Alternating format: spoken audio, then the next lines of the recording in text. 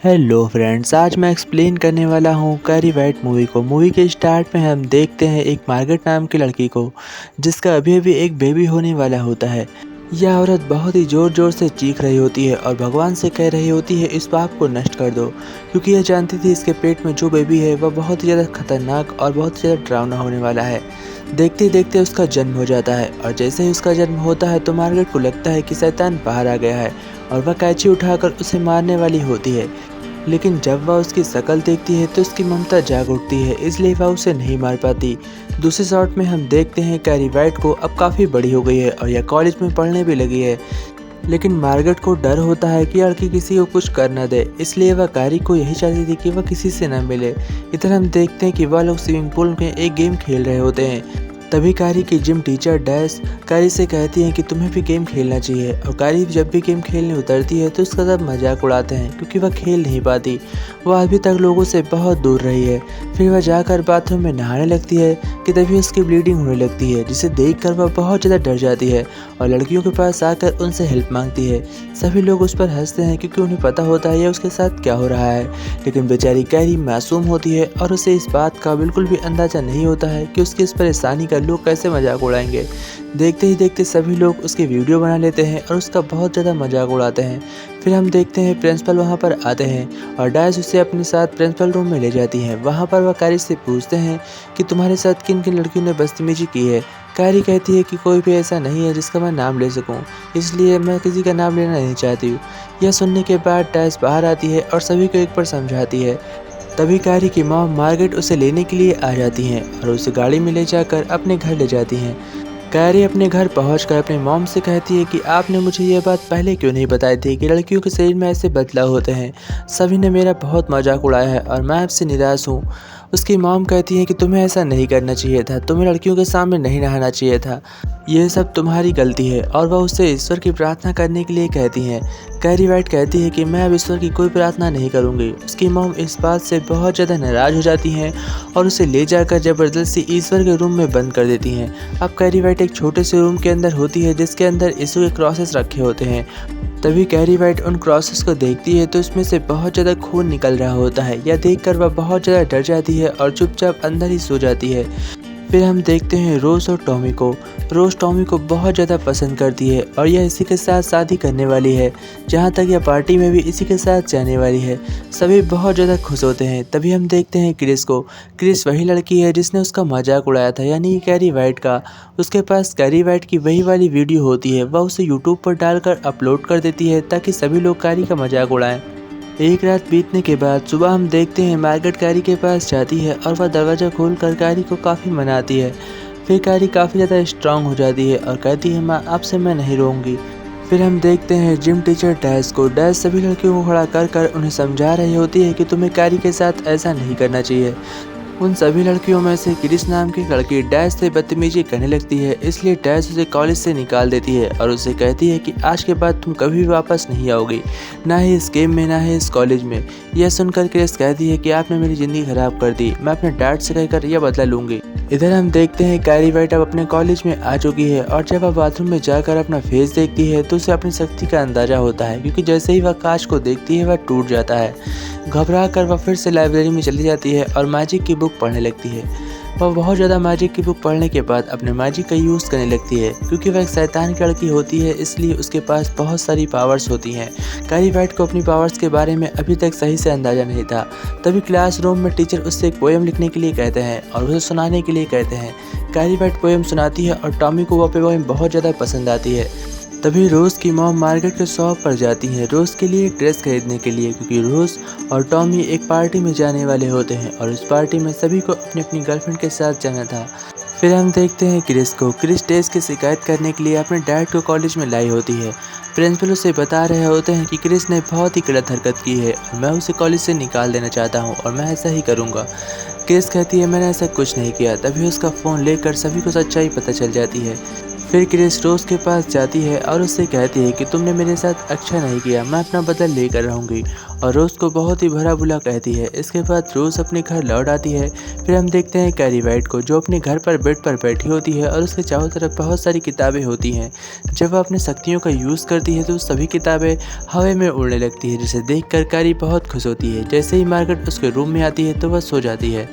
दूसरे दिन सुबह हम देखते हैं टॉमी रोज़ के कहने पर कैरी वाइट को डेट के लिए पूछने आया था।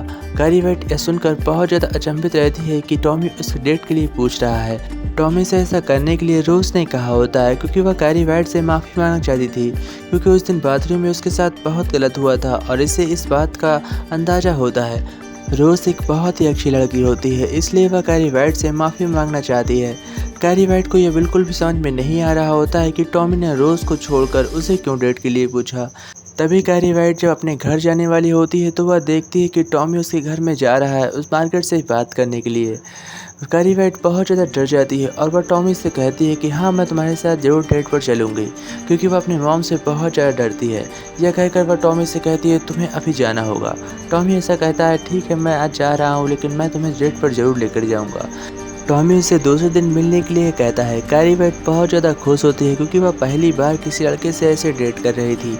वह अपने लिए एक ड्रेस लेने के लिए शॉप पर जाती है, पर शॉप पर उसे कोई भी ड्रेस पसंद नहीं आती। तभी रात में हम देखते हैं कि वह अपनी ड्रेस खुद सिलने वाली थी, लेकिन तभी वहाँ पर मार्गारेट आती है और वह उससे कहती है कि सभी लड़के धोखा देते हैं। मैं नहीं चाहती हूँ कि तुम उसके साथ डेट पर जाओ, क्योंकि मार्गारेट जानती है कि अगर ये लड़कों से मिली तो वह उसके लिए जान का खतरा बन सकते हैं।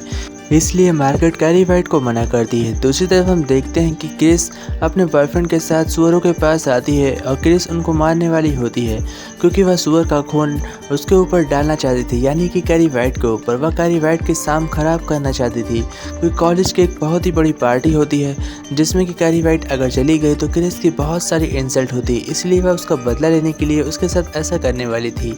वह अपनी ड्रेस खुद ही सिलती है। कैरी वाइट रात भर बैठकर अपने लिए एक ड्रेस बनाती है जो उसके लिए बिल्कुल परफेक्ट ड्रेस होती है।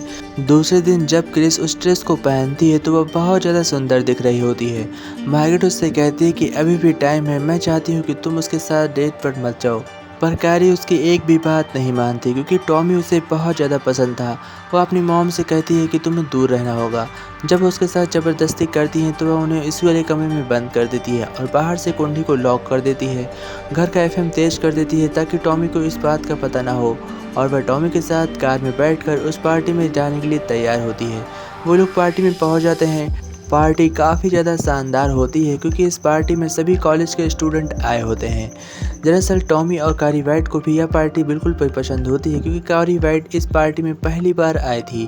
तभी कैरी वाइट को इतना सुंदर देखकर टीचर डेज काफ़ी ज़्यादा चौंक जाती है, क्योंकि वह बहुत ज़्यादा खूबसूरत लग रही थी। टॉमी उसे डांस के लिए पूछता है और कैरी वाइट टॉमी एक साथ डांस करते हैं। डांस काफ़ी अच्छा होता है और ये काफ़ी ज़्यादा शानदार भी होता है। दूसरी तरफ क्रिस और उसका बॉयफ्रेंड सुअर के खून से भरी हुई बाल्टी ऊपर एक लटका कर रखते हैं कि जैसे ही कैरी वाइट उसके नीचे आएगी तो वह उस पर वही खून डाल देंगे, जिससे कि कैरी वाइट की यह शाम बर्बाद हो जाएगी। वह दोनों ऐसा करने का प्लान बना कर रखते हैं और यह मैसेज रोज़ के पास क्रिस कर देती है। जैसे ही रोज़ का यह मैसेज मिलता है तो वह फ़ौरन अपनी कार को निकाल कर कैरी वाइट की मदद करने के लिए अपने घर से निकल जाती है। वह टॉमी को भी मनाना चाहती थी, पर टॉमी के पास कोई फ़ोन नहीं था, इसलिए वह उसे बिल्कुल भी पता नहीं पाती है। इस पार्टी में टॉमी और कैरी को किंग एंड क्वीन के लिए चुना जाता है। तभी उसके ऊपर वह खून गिर जाता है जो उस बाल्टी में बंधा होता है। क्रिस फरस्ती छोड़ देती है और वह दोनों पूरा रंग जाते हैं, और उसी सब में किसी ने छेड़छाड़ी कर कर उस कंप्यूटर में वही वीडियो जला दी जाती है जो उस बाथरूम में हरकत की गई थी। यह वीडियो देखकर बहुत ज़्यादा गुस्सा आ जाता है कैरी को। तभी वह खून वाली बाल्टी उसके हाथ से छूटकर सीधा टॉमी के सर पर गिरती है और उस बेचारे की डेथ हो जाती है। जैसे ही कैरी टॉमी की यह हालत देखती है तो उससे गुस्सा कंट्रोल नहीं होता। वह अपने आप से बाहर हो जाती है और उसकी शक्तियाँ असीम होती हैं। सभी दरवाजे अपने आप लॉक हो जाते हैं और वहाँ पर बिजलियाँ कड़कने लगती हैं, आग अपने आप जल जाती है। सभी बिजली के तार टूटकर उसका कहा मारने लगते हैं, यानी कि जैसे सब कुछ उसके कंट्रोल में आ गया हो। वह एक एक करके सभी रास्तों को बंद कर सभी को अंदर फंसा कर जान से मारने वाली होती है, लेकिन क्रिस और उसका बॉयफ्रेंड वहां से कार लेकर निकल जाते हैं। तभी कैरी उनका पीछा करते हुए सड़क पर पहुंच जाती है और वह रोड को तोड़कर रास्ता जाम कर देती है ताकि वो लोग कार लेकर आगे न भाग सकें।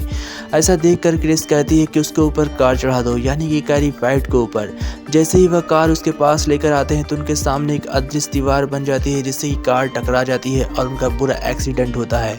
उसके बाद वह कार को सीधा पेट्रोल पंप पर फेंक देती है और सभी लोग बुरी तरीके से मारे जाते हैं। इतना बड़ा हादसा होने की वजह से वहाँ पर भीड़ लग जाती है और बहुत सारे पुलिस वाले आ जाते हैं। कारी डर कर अपने मॉम के यहाँ चली जाती है, यानी कि अपने घर लौट जाती है और वहाँ जाकर नहाती है। फिर वह आकर मार्गरेट को आज़ाद करती है और अपने मॉम से माफ़ी मांगती है। जैसे ही कारी मार्गरेट की गले लगती है तो मार्गरेट पीछे से एक चाकू निकालती है और उसके पीठ में भोंक देती है और कारी को जीने से धक्का दे देती है। कारी मरने वाली होती है कि तभी उसे होश आता है और फिर से मार्गरेट को धक्का देती है।